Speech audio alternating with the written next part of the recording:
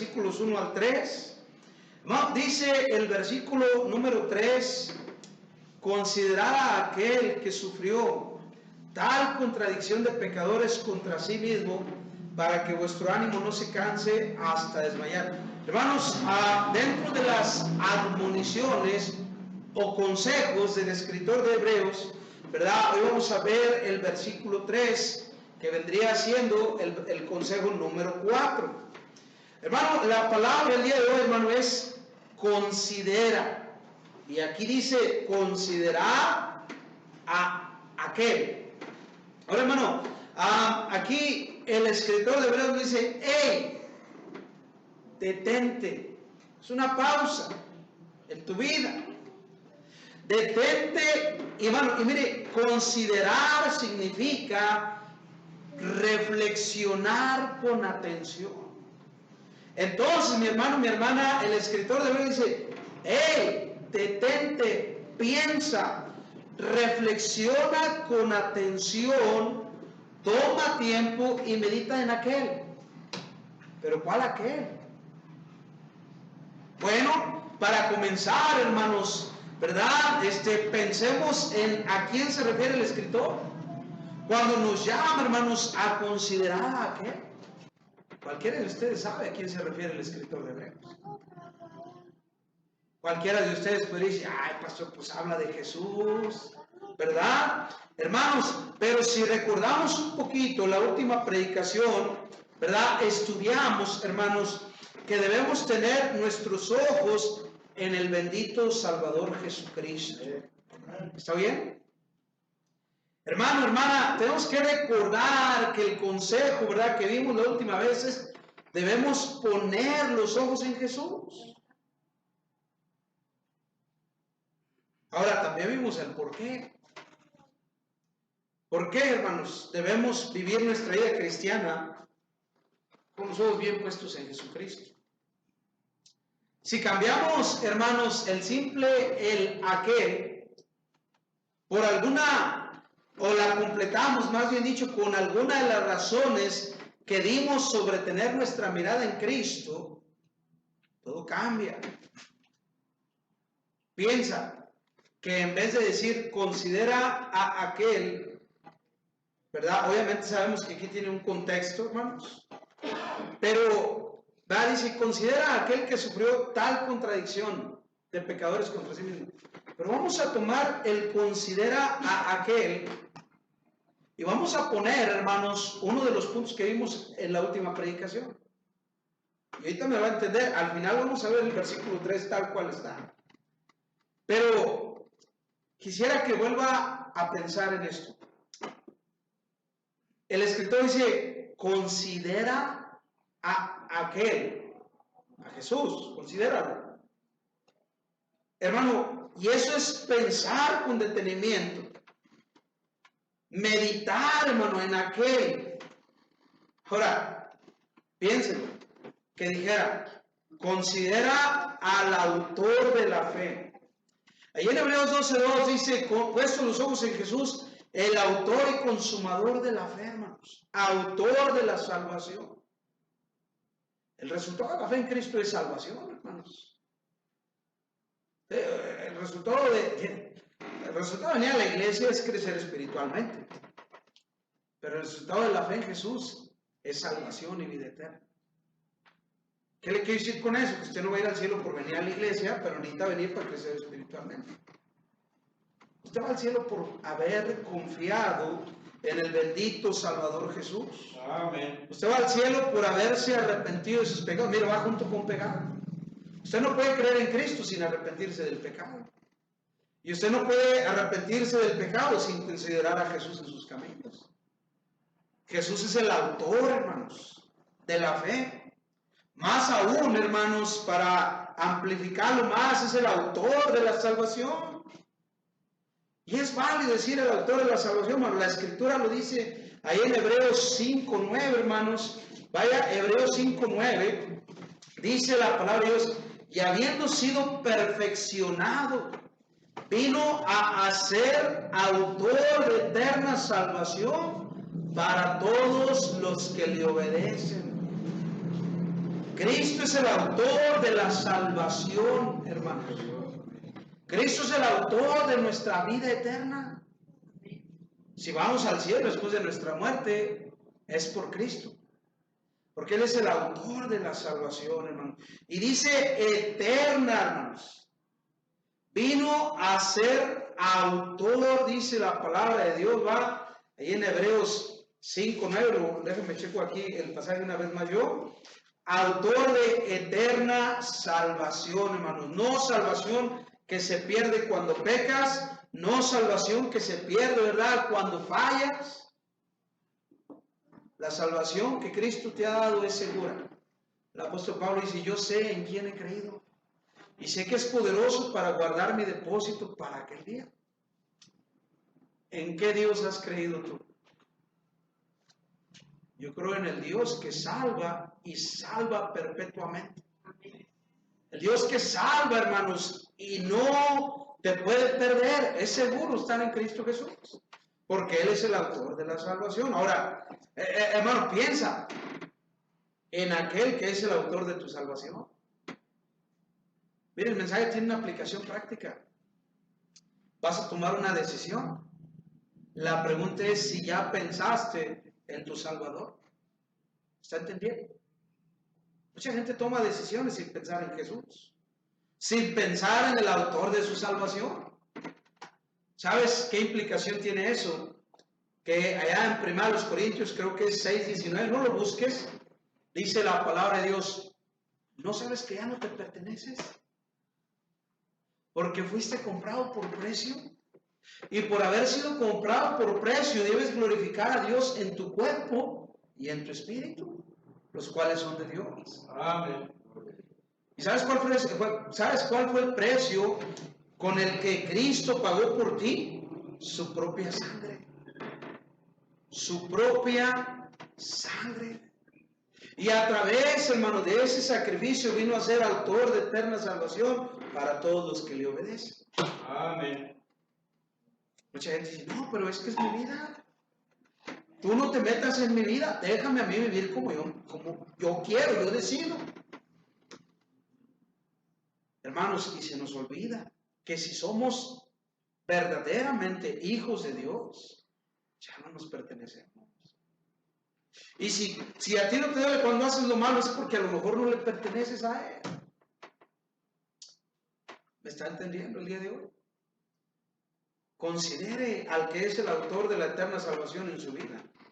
Vamos a ponerle otra frase, ¿verdad? Dice que es autor, pero también es consumador de la fe. Considere al consumador de la fe, hermanos. Mire Juan 19:30 ahí en su Biblia. Juan capítulo 19, versículo 30. Y hermanos, les voy a pedir que lo lean, por favor, léanlo. Juan 19:30. Échale ganas, hermanos. Les voy a pedir que me den los versículos para que no se duerman, ¿verdad?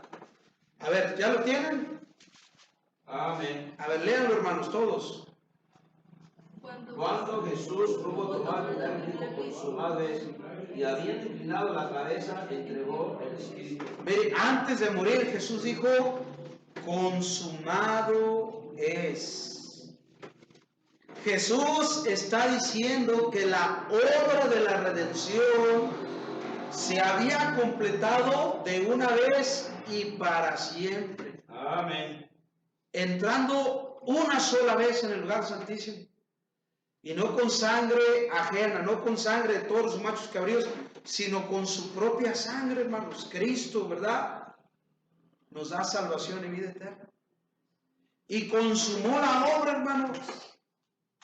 Hermano, hay salvación disponible y los resultados, hermano, de la consumación en la cruz, déjeme decirle el día de hoy, hermanos, que son eternos. Son permanentes los resultados de la obra de la cruz, hermanos. Hay salvación disponible. Por eso si oyes hoy su voz, no endurezcas tu corazón. Mira, yo cuando le predico a la gente en la calle, yo le digo, mire, la salvación es como una despensa. Imagínese una despensa. Y siempre le pongo ese ejemplo a la gente que le predico.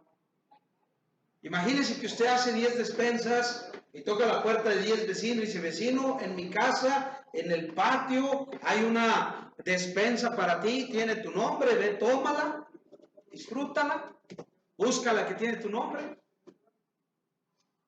Y de los 10, vas, tocas 10 puertas, y de los 10, 3 dicen, ¿sabes qué? Yo no quiero nada de ti. Yo no quiero nada que venga de tu mano, lárgate de mi casa, no quiero saber nada de ti. Y la despensa se pierde. Otros 3 dicen, ay, muchas gracias por esta despensa, señor fulano, mire cuánta necesidad tenemos. No tengo trabajo, tenemos hambre, pero esa despensa nos va a caer muy bien. Al ratito voy por ella.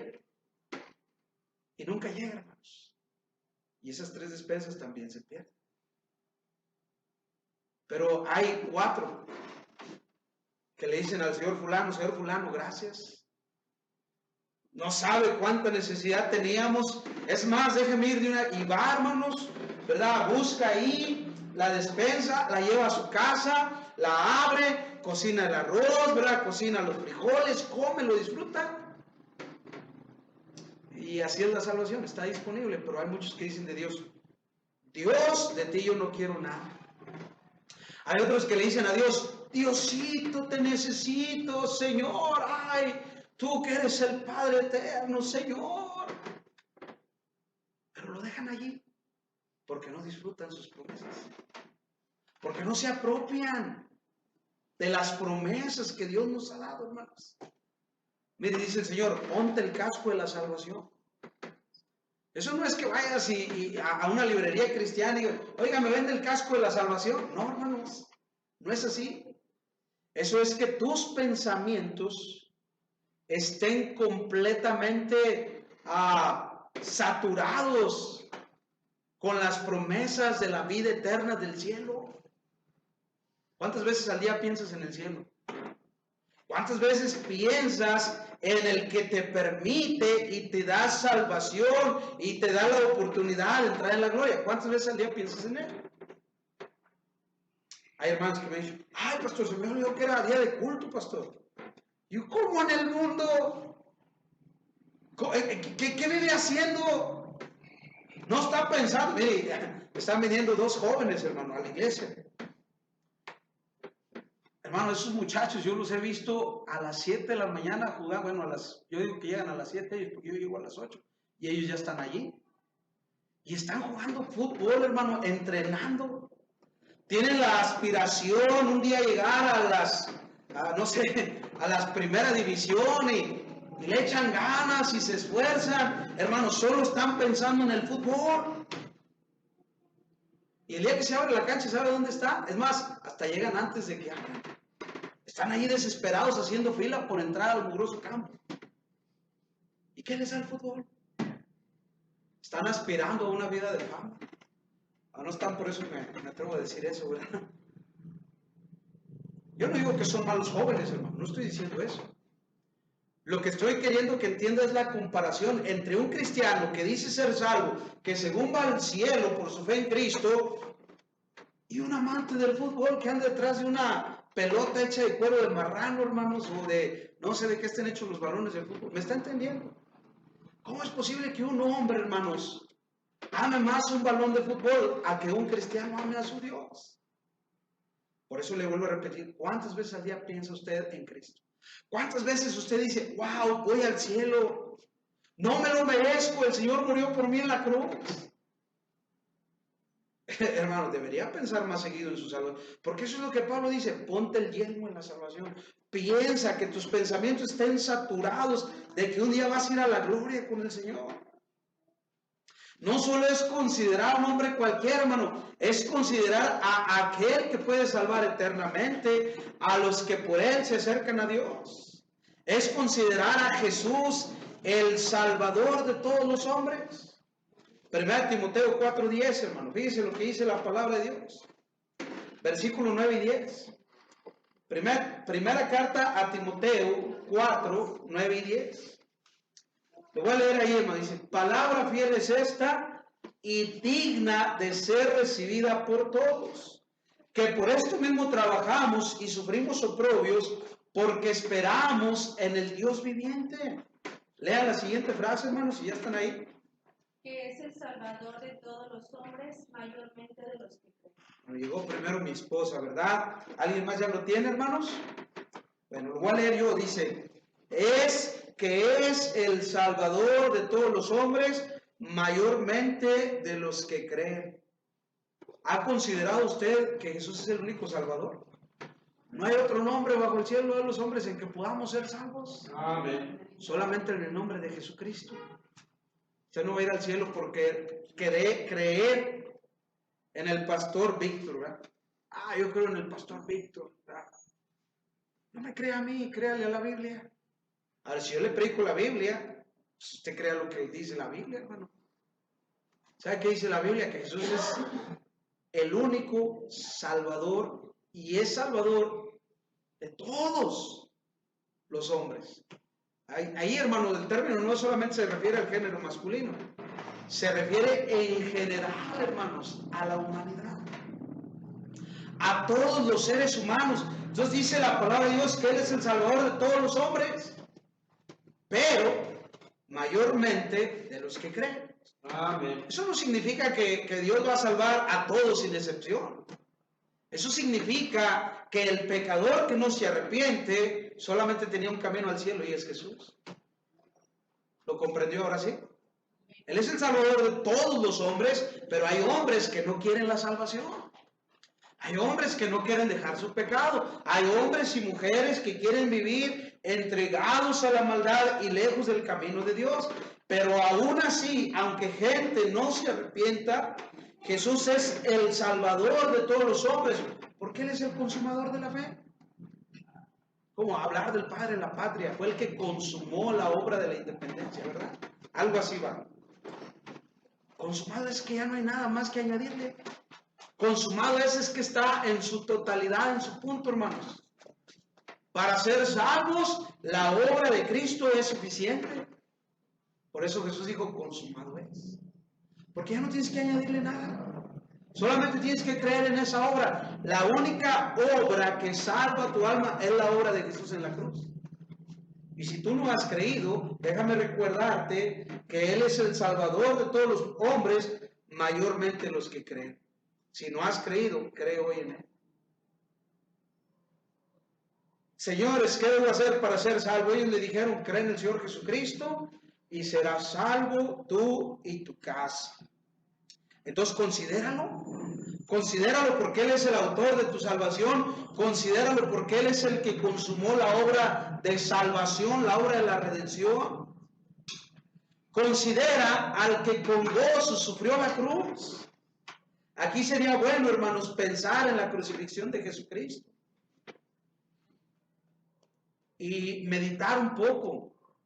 Ahí donde vamos al anexo, así donde está la tribuna, el púlpito, ¿verdad? Es como, ellos le dicen tribuna, pero es algo parecido a esto. Ellos tienen uno de metal. Y allí así donde uno se para, más o menos a esta distancia donde está la pantalla de uno, tienen un crucifijo, tienen un Cristo crucificado, una imagen, un santo, ¿verdad? Católico, un ídolo. Yo digo, esto no es nada a lo que vivió Jesús. Bueno, pon ahí, ¿verdad? Una figura de un hombre con unas gotitas de sangre. Aquí en su costado, le ponen ahí una manchita de pintura como una cortadita y 2 gotitas más. La Biblia dice que él quedó desfigurado. Desfigurado. El profeta dice, lo veremos, mas inatractivo para que lo deseemos. O sea, te va a causar repulsión el simple hecho de ver a Jesús crucificado, hermano. ¿Y cómo no? Si cuando Pilato se lavó las manos, lo primero que hizo fue darle 40 azotes menos 1. Y dicen, hermano, que era el gato de las 9 colas, el látigo con el que le pegaron a Jesús. No sé si era de las 9 o de las 7. El caso, hermano, que aquel látigo era un látigo que tenía alrededor de 7 o 9 hilos y cada hilo tenía incrustaciones de huesos y pedazos de metal. O sea que cada latigazo, hermanos, valía como por 9, por 7, 9, no recuerdo cómo se llamaba.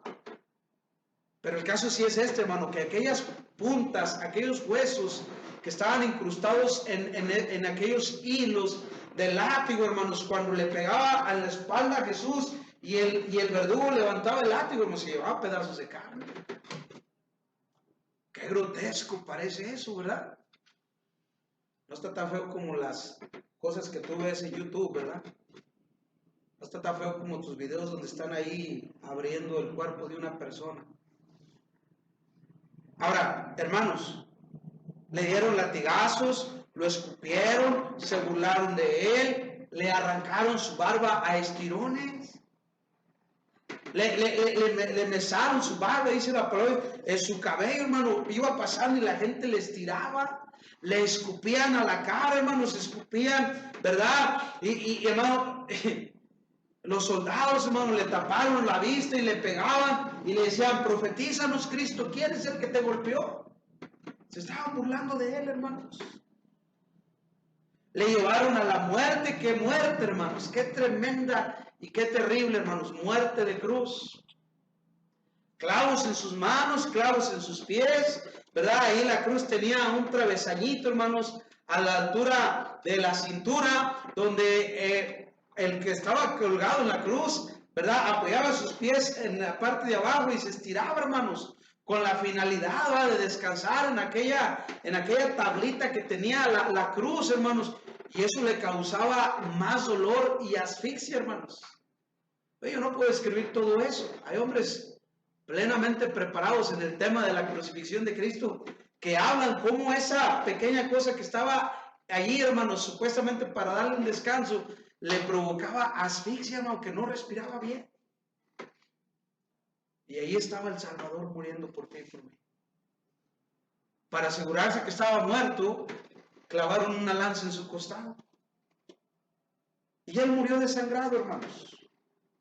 ¿Verdad? Y hermano, en aquella sangre que Jesús vertió, el apóstol Juan, hermanos, vio salvación. 1 Juan 1:7.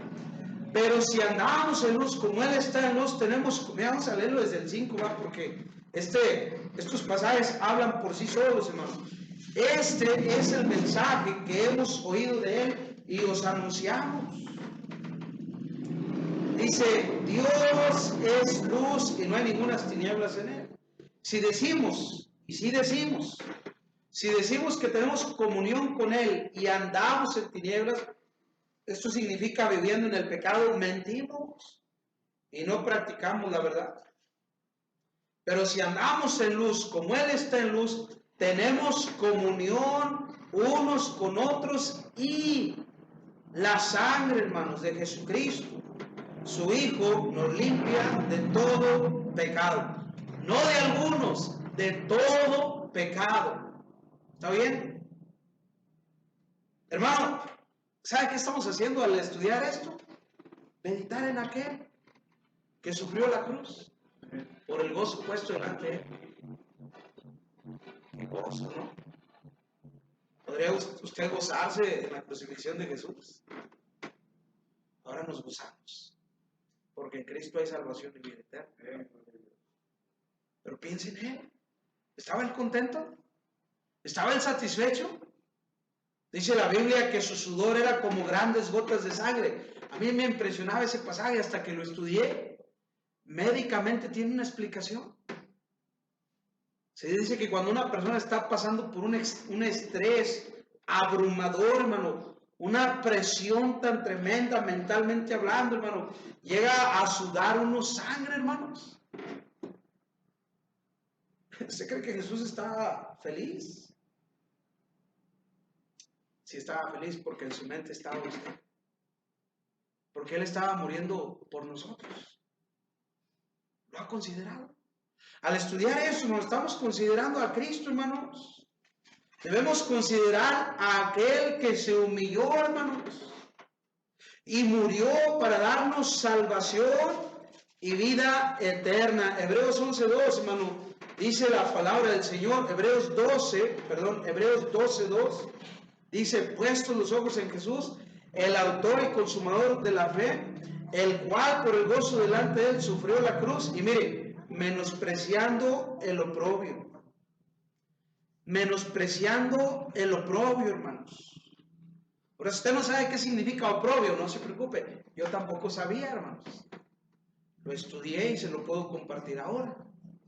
Oprobio, hermanos, déjenme decirle, escuche bien esto, es deshonra o vergüenza pública. Es como cuando llega tu hija, ¿verdad? Y te dice, mamá, estoy embarazada, y te da el hijo. ¿Por qué deshonras el nombre de nuestra familia? Has deshonrado nuestro apellido. No la cuidas. Si no la cuidas, ¿qué te quejas? ¿Me estás oyendo? Ahora, vamos a volver al asunto, hermanos, de Cristo. ¿Verdad? Hermano, Jesús sufrió la deshonra y la vergüenza pública, hermano, para perdonar tus pecados. Jesús menospreció el ser avergonzado. Jesús tuvo en poco, hermanos, la vergüenza pública, la deshonra pública, tuvo en poco, hermanos, ser avergonzado públicamente. Era un espectáculo aquello, hermanos. Era un tremendo espectáculo. No le importó el ser deshonrado públicamente. Tan solo piensa, hermano, en cómo él mismo, hermanos, él mismo, Jesucristo, llevó su cruz. Desde salió del pretorio donde le entregaron a la muerte hacia el lugar donde había de morir, hermanos, el monte de la calavera. ¿Cuántos curiosos cree usted que estaban ahí? ¿Cuántos? Imagínense que pasearan, ¿verdad?, al mencho con una, no sé, ¿verdad?, una bola amarrada en la pata, y fuera el mencho iba batallando todo, desde la entrada del pueblo hasta el panteón, hermanos. ¿Se imagina usted? Todos estarían, mira lo que está haciendo ahora la policía, vamos a ver. Y todos saldrían a mirar por el morbo. Es más, en la crucifixión de Jesús, si nosotros viviéramos en ese tiempo, ahí estaríamos en el montón, mirando con morbo cómo un hombre cargaba su propia cruz y era llevado a la muerte, hermanos. Pero él, hermanos, imagínense los comentarios. Vente, vamos a la calle principal. El hijo del carpintero lo van a matar y va cargando una cruz. Vente, vamos. Pero era más que el hijo del carpintero, hermanos. Era más que el hijo de José. Es Jesús, el Hijo de Dios. Amén. Dios en carne, hermanos. Y mi hermano, mi hermana, a él no le importó, hermanos, ser avergonzado públicamente, hermano. Mire, quizá usted y yo saldríamos a verlo, hermano, y qué vergüenza dirían algunos, qué pena dirían otros, y algunos más dirían como aquellos de su tiempo, a otros salvó, sálvese a sí mismo. Hermanos, ¿sabe el significado de esas palabras? Son duda e incredulidad.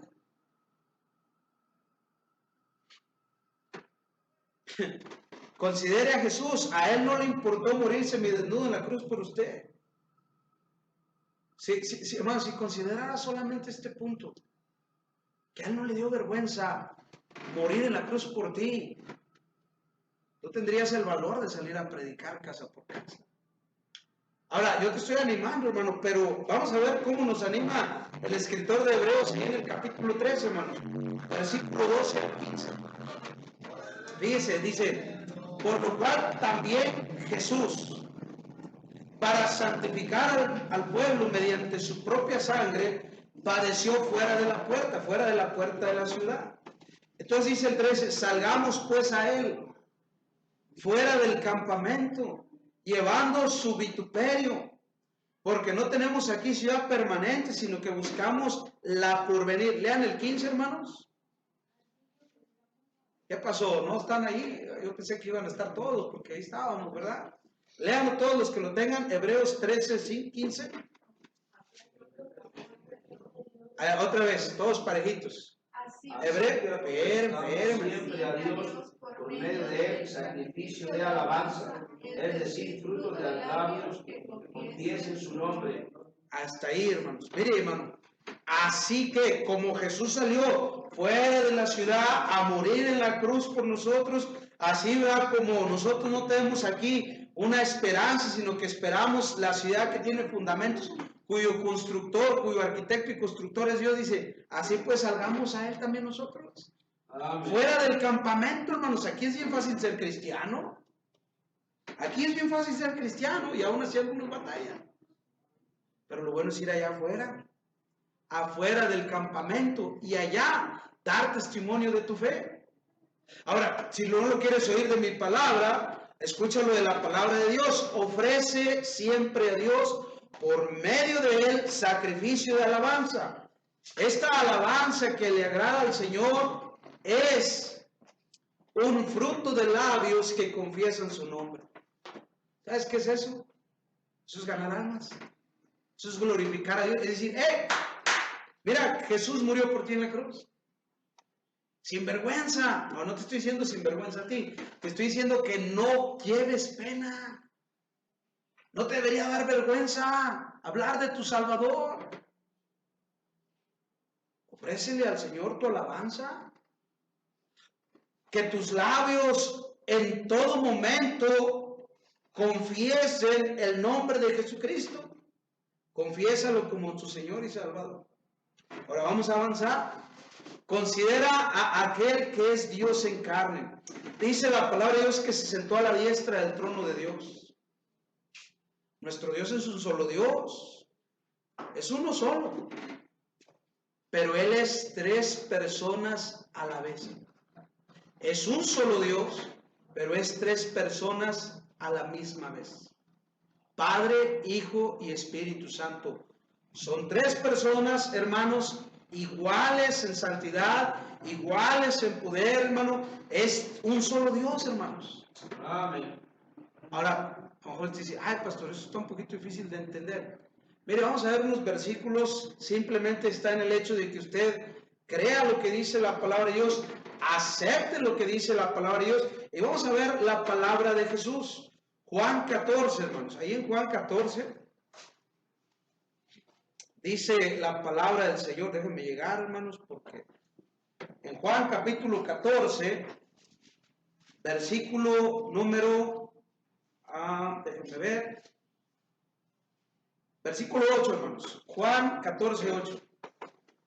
Mire, hermano, Felipe le dice a Jesús, ahí Juan 14, 8. Felipe le dijo, Señor, muéstranos al Padre y nos basta. Jesús le dijo, sí, mañana hago una cita con él, te llevo, te lo presento. ¿Le dijo eso? No, hermanos. ¿Qué le dijo? Jesús le dijo, tanto tiempo hace que estoy con vosotros y no me has conocido, Felipe. El que me ha visto a mí, ha visto al Padre. ¿Cómo pues dices tú, muéstranos al Padre? Mire, hermano, vamos a ver otro. Bueno, aquí Jesús claramente que yo he notado desde el 6, ¿verdad? Desde el 6, pero bueno, ahí en el 8 está bien claro, hermano. Felipe le dice a Cristo, muéstranos a Dios Padre. Jesús no le dije, sí, tal día te lo presento. No, hermanos, el Señor Jesucristo le dice, si me has visto a mí, has visto al Padre. Yo espero que eso sí lo puedas comprender. Jesús está diciendo, yo soy Dios. No, Jesús lo está diciendo, hermanos. El apóstol Pablo nos da testimonio de esto. Mira, podemos ver muchísimos versículos, pero vamos a ver ahí Colosenses 1:15. Colosenses 1:15. Fíjate lo que dice la palabra del Señor, hermano. Está hablando del Señor Jesucristo, hermanos. Y luego llega al versículo 15 y el apóstol Pablo dice, hablando de Jesús, que Él, Jesús, es la imagen del Dios invisible, el primogénito de toda la creación. Ahora, hermano, si todavía no te queda claro, mira el 16, porque en Él fueron creadas todas las cosas, las que hay en los cielos, las que hay en la tierra, visibles, invisibles, sean tronos, sean dominios, sean principados, sean potestades. Fíjese, todo fue creado por medio de Él y para Él. Amén. Dice que sin Él nada de lo que es creado fue creado. Sin Cristo no podría haber creación, porque Él es el creador, hermanos. ¿Está entendiendo? Considere a aquel que es Dios. Considérelo de verdad. En todos sus caminos. Mire, hermanos, vamos a terminar ya casi, hermanos, pero quiero que recuerde eso, hermano. Jesús es Dios. Amén. ¿Cómo puede vivir usted sin Dios? ¿Cómo puedes vivir sin Dios? ¿Cómo puedes levantarte tú un día y estar pensando en mil cosas, pero no tienes un pensamiento para tu Creador, para tu Salvador, para el que murió en la cruz sin aguantándose la vergüenza, hermanos? Hermano, tú y yo sin Dios no somos nada. Él sin nosotros sigue siendo Dios. Amén. ¿Cómo puedes vivir tú sin Dios? No vivas sin Dios. No vivas sin pensar en Dios. No vivas sin pensar en tu Creador. No vivas sin considerar, sin meditar en Él, hermano, cada día de tu vida. Hebreos 12:3, hermano. Vamos al versículo, ¿verdad?, que leímos. Dice, considera a aquel, ¿cuál aquel? Al Señor Jesucristo, que sufrió tal contradicción de pecadores contra sí mismo, para que tu ánimo no se canse hasta desmayar. Mire, hermano, dice el apóstol, el escritor de la carta de Hebreos dice, si pensaras más en Jesús, no te desanimarías a cada rato. Si pensaras más en Jesús, no importa quién caiga en el pecado, tú seguirías adelante. Si pensaras más en Jesús, te levantarías de ese pecado y lo vencerías, porque todo lo puede en Cristo que me fortalece. Piense más en Jesús. ¿Acaso usted cree que Él no tiene poder sobre la vida de usted? Pero sabe, muchas personas lo viven ignorando. Si no lo ha recibido como Salvador, no lo ignore más. Hermano, aquí es bien claro, el escritor de Hebreos dice, si piensas, si meditas en Él, en aquel que sufrió tal contradicción de pecadores contra sí. Mira, es una contradicción, hermano. Es una contradicción, hermanos. Piense, ¿por qué murió Jesús? A ver, ¿quién me dice, ¿por qué murió Jesús? La respuesta, a ver, la niña. ¿Por los pecados de quién? Por la salvación. ¿Dime? Dilo, esa palabra es la que estoy esperando. De nosotros, murió por nosotros. Todo el mundo sabe eso. Pregúntale a cualquier católico y cualquier católico te va a dar también esa respuesta. Tú y yo sabemos que Jesús murió por nosotros. Ahí está la contradicción, hermanos. Y tú tienes un signo de interrogación y te preguntas, ¿por qué está diciendo eso el pastor? ¿Quiénes somos nosotros? ¿Sabe que Job dice, ¿qué es el hombre para que de él te acuerdes, y el hijo del hombre que de él tienes memoria? ¿Qué es el hombre sino un gusano? Dice Job, hermanos. Job dice que somos como gusanitos. Yo siempre que pienso o oigo la palabra gusanos, me imagino aquellos botes de desperdicio que yo juntaba, hermanos, por las calles de la colonia donde yo vivía. Y yo veía gente, me guardaba los desperdicios, hermano, y un día no estaban, 2 días no estaban, y al tercer día que yo pasaba, aquel bote de 19 litros estaba que hervía de gusanos. Hermano, aquello no era algo agradable para mí. ¿Y cómo nos compara a esos gusanos? Mire, ¿sabe qué somos? Somos pecadores. Todos nosotros. Hermano, conformémonos con el título de que somos polvo, hermanos. De hecho, Dios lo sabe bien. Salmo 103. Salmo 103. versículo 10 al 14. Dice ahí, hermanos, lo voy a leer rápidamente. Dice, no ha hecho con nosotros conforme a nuestras iniquidades. Fíjese, hermano, ni nos ha pagado conforme a nuestros pecados. Dice, porque como la altura de los cielos sobre la tierra, engrandeció su misericordia sobre los que le temen. Cuanto está lejos el oriente del occidente, así hizo alejar de nosotros nuestras rebeliones. Como el Padre se compadece de los hijos, se compadece Jehová, Dios, de los que le temen. Porque Él conoce nuestra condición, se acuerda que somos polvo. ¿Sabe dónde está la contradicción? Hermanos, Dios sabe que somos polvo. Dios sabe que somos pecadores, pero hermanos, separó de nosotros nuestros pecados, así como está lejos, hermanos, México de la India, el oriente del occidente, hermanos. Nunca se van a juntar.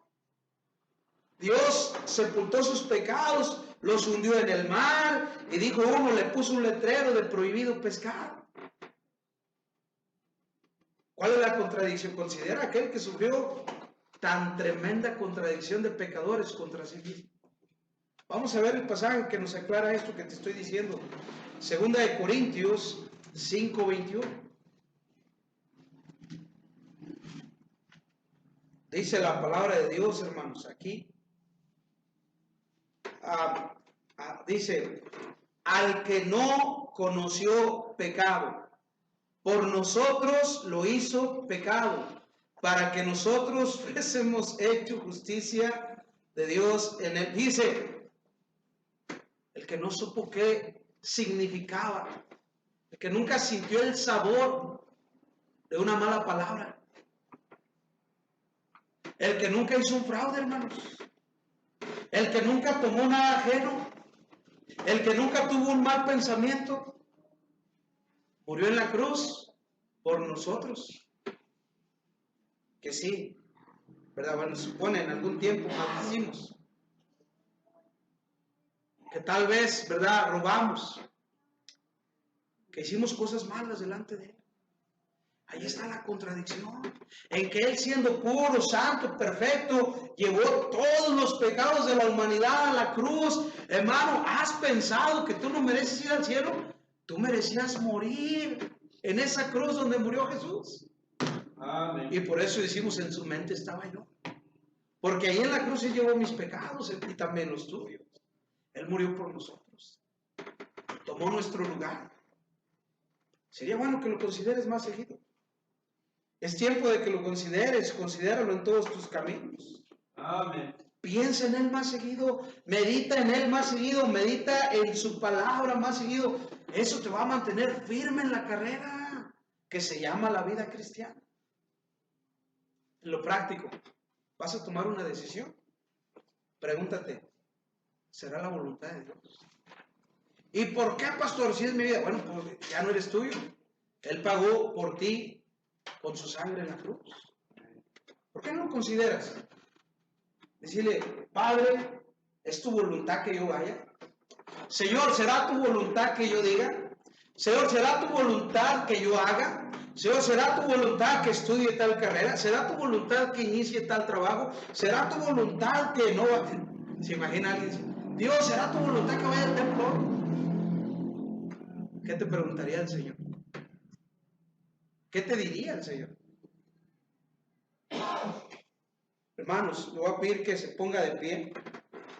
Cierre sus ojos y vamos a orar. Y si Dios habló a su vida en alguna área, yo le pido que haga un altar, hermano. Venga al altar aquí enfrente a orar, o ahí en su banca haga un altar y ore y clame al Señor y medite un poquito en Jesús.